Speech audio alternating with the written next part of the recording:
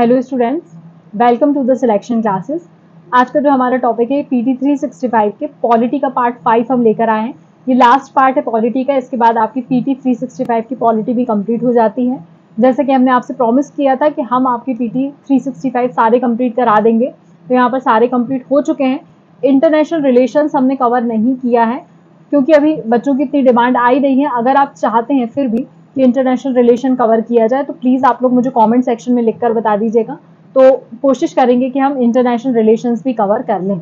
तो चलिए video start करते हैं। अगर पहले की वीडियोस नहीं देखें तो उन्हें एक बार जाकर देख लीजिएगा। साथ ही वीडियो अगर पसंद आएगा तो इसे लाइक करना बिल्कुल ना भूलिएगा और अपने दोस्तों के साथ शेयर कर दीजिएगा। चैनल को सब्सक्राइब कर दीजिएगा और हमने जो भी पढ़ाते हैं उसका पीडीएफ अगर चाहते हैं तो आप हमारे टेलीग्राम चैनल से जुड़ जाइए। सबसे पहला टॉपिक है important constitutional, statutory and executive bodies. चर्चा में जो थी बेसिकली लोकपाल हमेशा से चर्चा में रहा है और ये एग्जाम का एक ऐसा टॉपिक है क्योंकि हाई लेवल सर्च कमिटीज के लिए बिठाई गई है, तो ये ऐसा टॉपिक है, पूछा जाता है। अब बात कर लेते हैं कि इसके post of chairperson and members की बात करी गई है of the anti corruption ombudsman Lokpal के लिए। Lokpal in the year of 1966 में लोकपाल और लोकायुक्त टर्म कॉइन किसने किया था? एलएम सिंघवी ने किया था। और उन्होंने अपनी रिपोर्ट में बोला था कि हमको एडीआर, जो आप लोग ने एडीसी रिपोर्ट एआरसी रिपोर्ट जो आती है उसमें यहाँ पर बोला था कि एडमिनिस्ट्रेटिव रिफॉर्म्स कमीशन के तहत यहाँ पर हमको लोकपाल और लोकायुक्त बनाने चाहिए। बेसिकली जो लोकपाल होते हैं वो नेशनल लेवल पर एंटी करप्शन ऑम्बुड्समैन होते हैं और लोकायुक्त जो होते हैं वो स्टेट लेवल पर होते हैं, जो कि पब्लिक सर्वेंट्स के साथ जो भी आपने सुना होगा जिस तरह से भी वो करप्शन करते हैं तो उसके खिलाफ यहाँ पर काम करते हैं। ये एक्ट जो है 2013 में आया था और इसलिए ये चर्चा में था, तो आपको ये पता होना चाहिए। इसके एक्ट के बारे में और क्या बताया गया है? According to the act there shall be a director of inquiry not below the rank of a joint secretary who shall be appointed by the government to conduct the preliminary inquiries refer to the central vigilance commission by the Lokpal. तो central vigilance commission जो भी बोलेगा लोकपाल उस तरह से यहाँ पर investigation करने का भी काम कर सकता है। अब लोकायुक्त मैंने आपको बताया जो स्टेट इक्विवेलेंट होता है, और याद रखना है महाराष्ट्र में सबसे पहले 1971 में लोकायुक्त बना दिया गया है और 1999 में केरला में बना दिया गया है। दे शैल हैव ज्यूरिसडिक्शंस ओवर सीएम के ऊपर काम करते हैं, मिनिस्टर्स के ऊपर काम करते हैं, एमएलएस के ऊपर और स्टेट गवर्नमेंट एम्प्लॉयज के ऊपर काम करते हैं। ठीक है, तो कोई भी अगर रिश्वत लेता पकड़ा जाता है या करप्शन करता हुआ पकड़ा जाता है तो आप उसकी खबर लोकपाल या लोकायुक्त को कर सकते हैं। अब बात कर लेते हैं इनका जो कंपोजिशन होता है क्या होता है। तो Lokpal consist of a chairperson and maximum of 8 members. 8 members होते हैं, ध्यान रखना है। Which of 50% shall be judicial members and 50% from SC ST OBC से होना चाहिए। टेन्योर क्या होता है इनका? तो देखिए टर्म ऑफ 5 ईयर्स रहता है और attaining the age of 70 years, जो विच एवर इज अर्लियर, वही है। तो 5 साल और 70 वर्ष। हमने इसके पहले एक पढ़ा था अभी 5 साल और 6 साल और 65 वर्ष। तो ईयर याद रखिएगा आप लोग, ठीक है। सिलेक्शन कमेटी की बात कर लेते हैं। तो appointed by the president appoint करता है सिलेक्शन कमेटी। उसमें होता कौन कौन है?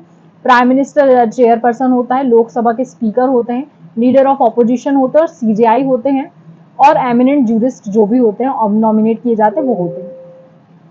Department of personnels and training के अंतर्गत ये काम करता है और बोला जाता है कि 60 दिन के अंदर आपको अपनी इंक्वायरी कंप्लीट करना है and 6 month of the completion of the investigation. Inquiry 60 दिन में कंप्लीट करना है, इन्वेस्टिगेशन 6 महीने में। दोनों अलग अलग टर्म्स होते हैं, थोड़ा सा लीगल टर्म्स होते हैं और लीगल टर्म्स ऐसे ही आप पढ़ लीजिए, अभी इसमें हमको ज्यादा भी डिटेल में जाना नहीं है, ठीक है।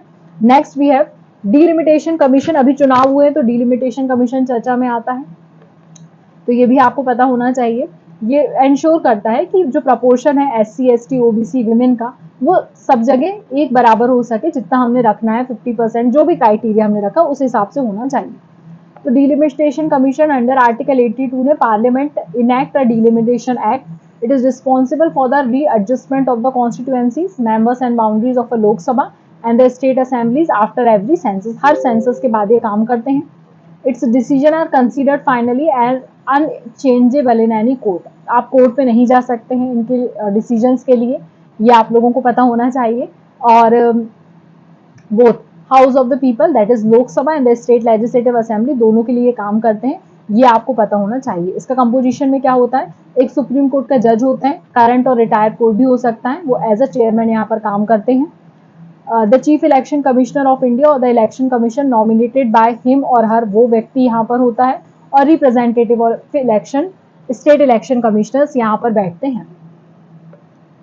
इंडिया में डिलिमिटेशन, अगर मैं इंडिपेंडेंस की बात करूं तो कब हुआ है, तो 1952 में हुआ है, 1963 में हुआ है, 1973 में और 2002 में। अगेन अभी जैसे कि आपको पता है सेंसस के बाद होता है, तो सेंसस के बाद हुआ था, ठीक है। देन उसके बाद 1976 में 42nd कॉन्स्टिट्यूशनल अमेंडमेंट एक्ट के बाद यहाँ पर बोला गया था कि पहला सेंसस हुआ है, जिस आफ्टर 2000 वॉज पब्लिश्ड, उसके बाद 2000 वाला पब्लिश किया गया है। 2002 में 84th कॉन्स्टिट्यूशनल अमेंडमेंट एक्ट हुआ है। फर्दर इसको फ्रीज कर दिया गया है 25 साल के लिए टिल 2026। आप लोगों ने सुना होगा कि हमारे जो SC ST OBCs हैं, इनके जो रिजर्वेशन हमने रखा हुआ था, या हम बोल सकते हैं डिलिमिटेशन में हमने बोला था कि सीट्स इनकी भी होनी चाहिए, तो वो पहले 2000 तक ही था, फिर उसको धीरे धीरे बढ़ाते गए, वो 25 साल के लिए बढ़ गया, तो 2026 तक हो गया है, फ्रीज हो गया, ठीक है। देन उसके बाद बात कर लेते हैं डायरेक्टरेट ऑफ एनफोर्समेंट की। तो सुप्रीम कोर्ट ने डिक्लेयर किया अपना third extension to give a director of enforcement ED chief invalid powers of a directorate. क्या होता है ये, power to seize the asset, seize कर लेते थे कि ED की रेड पड़ी है, आपने ऐसे सुना होगा ना, ED जांच कर रहा है, तो क्या होता है जो भी असेट होता है उसको सीज कर लेता है, सामने वाला उसके पास पावर होती है समन करने की, same power as a civil court regarding the discovery, inspection, production of evidences, सारे काम जो भी एक सिविल कोर्ट के होते हैं वो ये करते हैं, ठीक है। अरेस्ट का पावर भी होता है, they can investigate and make arrest for the violation of the PMLA 2002 and FEMA act 1999। अभी थे क्या, मैंने यहाँ पर स्टार मार्क किया, आप लोग की जिम्मेदारी होती है इनको एक बार पढ़ना है आपको, ठीक है।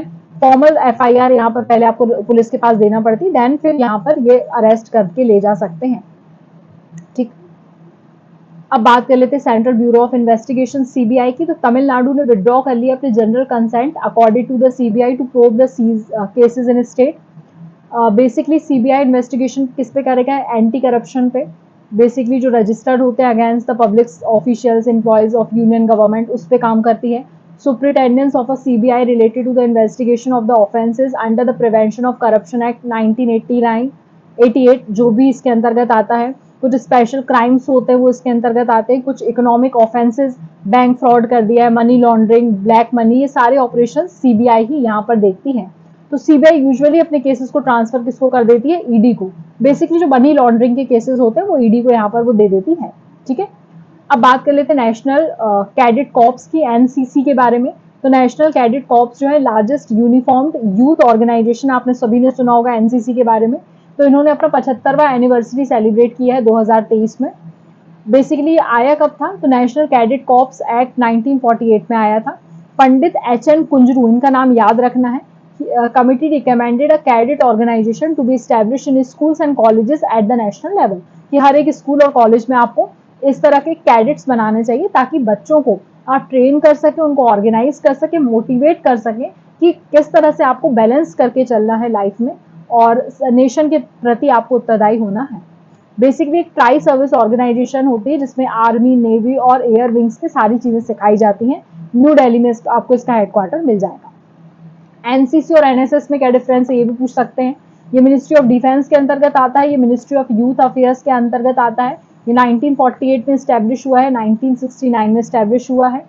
ये फॉस्टर करता है डिसिप्लिन, सेल्फलेसनेस, यूथ लीडरशिप, और ये क्या बताता है, स्टूडेंट की personality through the community services. ये दोनों डिविजन्स याद रखिएगा आप लोग, ठीक है।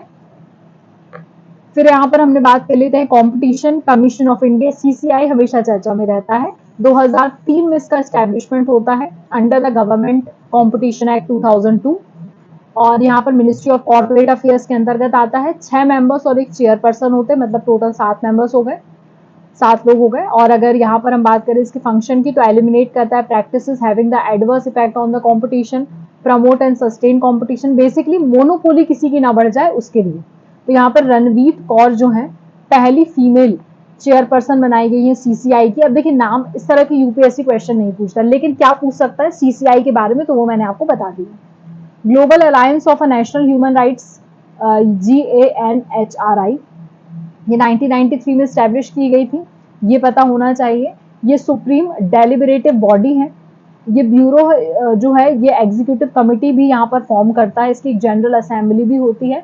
Basically institution for the promotion and protection of human rights के लिए काम करता है। इसमें 16 मेंबर्स होते हैं, 4 जो होते हैं वो हर रीजनल नेटवर्क से आते हैं, Africa, America, Asia Pacific and Europe से। इसका हेडक्वार्टर जेनीवा स्विट्जरलैंड में है। Then we have appointment committee of the cabinet, ACC जिसको हम बोलते हैं। ये स्पेशल प्रोटेक्शन ग्रुप्स होते हैं जो हैंडल करते हैं security of prime minister. Basically ये डिसाइड करते हैं high level appointment in the central secretariats, public, bank, financial institutions में। Again it is chaired by prime minister, ministry of home affairs के अंतर्गत आते हैं। प्रेस इन्फॉर्मेशन ब्यूरो आप सभी पढ़ते हैं, क्योंकि प्रेस इन्फॉर्मेशन ब्यूरो से आपको बहुत सारे क्वेश्चंस एग्जाम में आते हैं। तो ये नोडल एजेंसी है गवर्नमेंट की, जो प्रिंट और इलेक्ट्रॉनिक मीडियम पे काम करती है, गवर्नमेंट के इनिशिएटिव लोगों तक पहुंचाने का काम करती है। और पहले तो ये टेम्पररी बेसिस पर काम करती थी 1919 तक, लेकिन 1923 में इसको हमने मेड परमानेंट कर दिया है। देन उसके बाद जो इसका प्रेजेंट नेम चल रहा है वो 1946 में रखा गया था, मिनिस्ट्री ऑफ इंफॉर्मेशन ब्रॉडकास्टिंग के अंतर्गत आता है। Then we have NCGG, national centre for good governance. ये बेसिकली इसकी 24th batch Maldivian civil servant बोला जाता है, उसकी ट्रेनिंग चल रही है। ये बेसिकली 2014 में सेटअप की गई थी ministry of personnel public grievance and pensions के अंतर्गत। ये हेडेड करता है कैबिनेट सेक्रेटरी, ये आपको पता होना चाहिए। इसका ऑब्जेक्टिव क्या है? Improve the governance, public reforms, capacity building and training. Then उसके बाद national investigation agency NIA, again it involve the attack of a high commissioner of India in London, उससे रिलेटेड है, तो ये थोड़ा सा पढ़ लीजिएगा। बेसिकली 2019 में ये एक्ट आया था। ये एनआईए को अलग अलग तरह से इन्वेस्टिगेशंस करने के लिए, कोई भी ऑफेंस जो उसमें शेड्यूल है उसके अंतर्गत इंटरनेशनल ट्रीटीज क्या करना है, डोमेस्टिक लॉस क्या है, वो यहाँ पर ये बताता है। Then we have a important aspects of a governance, कर लीजिएगा, important aspects of the governance. Mission Karmayogi करके चला है, गुड गवर्नेंस डे के दिन यहाँ पे लॉन्च किया गया मिनिस्ट्री ऑफ पर्सनल ने। मिशन कर्मयोगी है क्या? Basically national program for civil services capacity building है। Is to build a future ready civil services with a high right attitude, skills and knowledge. मतलब पहले से ही बच्चों को सारी चीजें सिखा देना, ताकि जब वो सिविल सर्वेंट बने तो उनको कोई दिक्कत ना आए, वही है। तो यहाँ पर मिशन कर्मयोगी से ही बोला गया है। और माई आईजीओटी करके है, वो डिलीवर करता है targeted training courses for the individual officers के लिए। इसके अंतर्गत एक विकास आता है variable and immersive Karmayogi advance support, जो ब्लेंडेड लर्निंग प्रोग्राम है मैनेजमेंट के लिए, सिविल सर्वेंट्स के लिए। Then right to information RTI act, आपको पता है, आपको जो भी चीज की इन्फॉर्मेशन चाहिए आप आरटीआई लगा दो तो आपको पता चल जाता है। 2005 में एक्ट आया था। और यहाँ पे department of personnels and training के अंतर्गत इसकी नोडल एजेंसी है, ministry of personnel public grievances and pension के अंतर्गत ये काम करता है। वही बोला गया है कि यहाँ पर any citizen, any Indian citizen can request any information from offices and departments of state और सेंट्रल गवर्नमेंट, तो आप सारी चीजें वहां से पता कर सकते हैं। देन आधार के बारे में पता होना चाहिए। Ministry of electronics and information technology ने कुछ रूल्स बताए हैं to enable the Aadhaar authentication by the entities other than the government. मतलब गवर्नमेंट के अलावा भी आपने सुना होगा ना, यहाँ पे जाओ तो आधार कार्ड में आप फोटो चेंज करवा सकते हो, यहाँ जाओ तो नाम चेंज करवा सकते हो। तो वो अलग जो एजेंसीज बना दी गई उनके बारे में बताया गया है। बेसिकली ये good governance, preventing leakage of public funds, इन सब के बारे में जानकारी देता है। और आपने सुना होगा हर चीज को आधार कार्ड से लिंक क्यों करवाया जाता है, ताकि सारा डेटा हमें एक जगह मिल सके और प्राइवेसी एंड सिक्योरिटी जो है लोगों की मेंटेन रहे। रेगुलेशन ऑफ ऑनलाइन गेमिंग, देखिए ऑनलाइन गेमिंग पर भी बहुत ज्यादा सट्टेबाजी चलने लगी, उसके तहत यहाँ पर ऑनलाइन गेमिंग में आपको पता है फेक और फॉल्स मिसलीडिंग इन्फॉर्मेशन भी दे दी जाती है कि 1 रुपए में आप इतने पैसे जीत सकते हैं, ऐसे आपने सुना होगा ना। तो वही है कि क्लियर डेफिनेशन आपको देना है ऑनलाइन गेम की सबसे पहले। उसके बाद आपको इंटरमीडियरीज बनाई गई हैं जो कि ये देखेंगी कि ऑनलाइन गेम के यूजर से को भी डेटा वगैरह एक्सेस तो नहीं कर रहा है, ये सारी चीजें यहाँ पे देखी जाएंगी। आईटी रूल 2021 के अंतर्गत यहाँ पर ये काम करने वाला है। देन उसके बाद कंज्यूमर प्रोटेक्शन एक्ट, लोगों को किसी भी तरह की परेशानी ना हो उसके बारे में ये एक्ट आया है। यहाँ पर कुछ सजेशन दिखाए गए हैं कि कंज्यूमर कमीशन ने कुछ डिक्लाइनिंग ट्रेंड देखा है, तो उसके तहत बोल रहे हैं कि कंज्यूमर के प्रोटेक्शन पर हमको फोकस करना चाहिए। आपने अगर कोई भी गुड बाय किया है, कोई भी सर्विसेज ली हैं, तो आपको कुछ एक प्रॉमिस दिया जाता है, पेड या पेड बोल सकते हैं उसको, प्रॉमिस बोल सकते हैं, पार्टली पेड हो सकता है, पार्टली प्रॉमिस, इस तरह की चीजें होती है। तो वही है कि मल्टी लेवल मार्केटिंग जब आप करते हैं, डायरेक्ट सेलिंग करते हैं, तो बोथ ऑनलाइन और ऑफलाइन ट्रांजेक्शन्स में ये जरूरी है कि कंज्यूमर प्रोटेक्शन आप मेंटेन करके चलें। Then we have guidance for the celebrities, influencers and virtual influencers, ये बहुत ज़्यादा भी चर्चा में था, तो इनके लिए भी गाइडलाइंस दे दी है कि आपको कोई भी ऐसा वायलेशन नहीं करना है। जो भी गाइडलाइंस हमने आपको दी है वही है कि आपको किसी भी चीज़ तरह से लोगों को भड़काने की काम नहीं करना है। आप अपनी बात लोगों तक रख सकते हैं डिजिटल मीडिया के थ्रू, लेकिन लोगों को भड़काने का काम नहीं करना, मिसलीड करने का काम नहीं करना है। Then scheduled tribes and other tradition forest dwellers act 2006, ये एक बार और यूपीएससी पूछ चुका है, तो चांसेस कम है, बट फिर भी थोड़ा सा इसको देख लीजिएगा। जो फॉरेस्ट में रहते हैं उन लोगों के लिए है। ई गवर्न स्टेट के बारे में, फर्स्ट फुल ई गवर्न स्टेट कौन सी बनी है? केरला, जहां पर सारा कुछ डिजिटलाइज्ड हो गया है, यह भी बहुत चर्चा में था। Kerala fibre optic network project इन्होंने चलाया है, इनका खुद का इंटरनेट भी आ गया है, खुद का इंटरनेट प्रोवाइडर भी इन्होंने बना लिया है। ई सेवानम पोर्टल याद रखना है। Then demarcation of roles of, ये आधा आ गया है तो इसको देख लीजिएगा। Role of both the ministers to remove the possibility of duplicacy of the regulations of the digital markets. Then MCN MeitY के बारे में है, तो ये मेटी ने 1 ट्रिलियन टच कर लिया है। डिजिटल इंडिया का जो डिजिटल मार्केट है वो एक्सपेक्ट करता है 1 trillion by 2025-26। Ministry of corporate affairs ने ये बताया है कि इतना ज़्यादा डिजिटल ट्रांजेक्शन होने लगा है कि इंडिया का जो डिजिटल मार्केट है वो 1 ट्रिलियन का होने वाला है। Then panchayat development index launch करती है यूनियन मिनिस्ट्री। यहाँ पर वो बताती है कि ग्रेड्स देती है कि ए ग्रेड पर है तो 70 से 90% अच्छी है, बी ग्रेड है जो हम लोगों के स्कूलों में चलते थे वही यहाँ पर दिए, थोड़े से ग्रेड पढ़ लीजिएगा, ठीक है।